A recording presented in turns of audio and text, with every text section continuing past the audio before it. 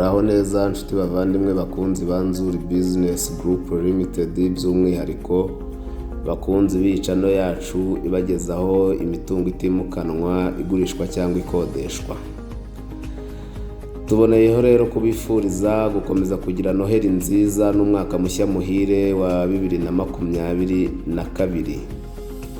Tugiye kubagezaho rero inzu nziza cyane iri ahantu heza ishaka amafaranga make ya miliyoni 33 zonyine cyangwa 36 by'amadolari Negotiable. Ni mwikurikirire iyi nzu. Inzu nziza iri kugurishwa, iri Kabuga, akagari ka Gako, umudugudu w'Ubutangamuntu. Ahantu heza, inzu igezweho nziza cyane, ifite ibyumba 4 na dushe na toilette ebyiri mu nzu, ifite saramanje, ifite cuisine. Ahangaha iyi ni cuisine, n'ahantu heza hameze neza.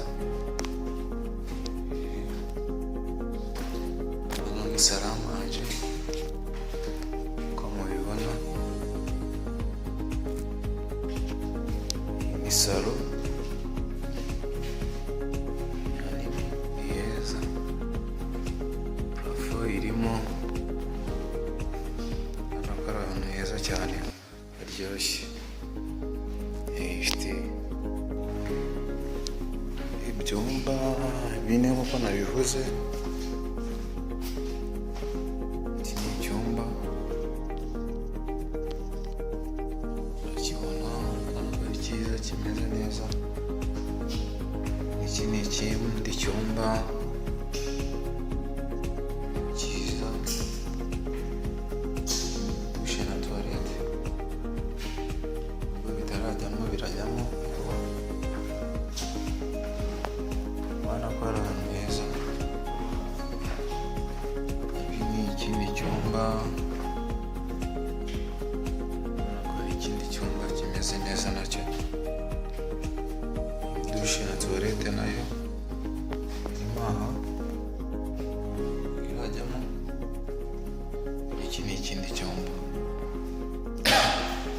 Hano ni ahantu heza, uko nabivuze ni Kabuga, hano hafi cyane ya kaburimbo rwose. Hanze rero hari iyi na next chambrette. Hano ni chambrette, hanze yubatse neza. Hano ngaha hari dushe na toilette. Iki ni igikoni, toilette irimo hariya, ubona ko ari ahantu heza.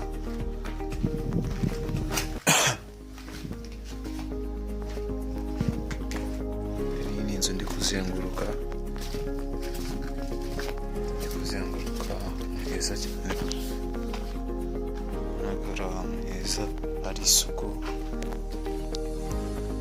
harimo parikingi, iparikamo imodoka 3, ubona ko ari inzu igezweho cyane. Ahantu heza cyane, hari amazu meza kabisa, bigaragarira amaso hano, ndakeka murahareba. Ahantu heza cyane, ku muhanda heza,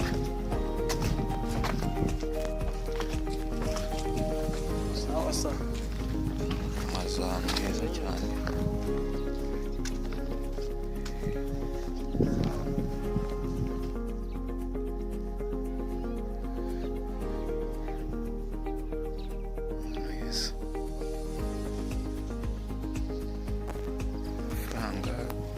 Kuzana amafaranga dukora mitasiyo, ibintu byoroshye, ahantu heza cyane.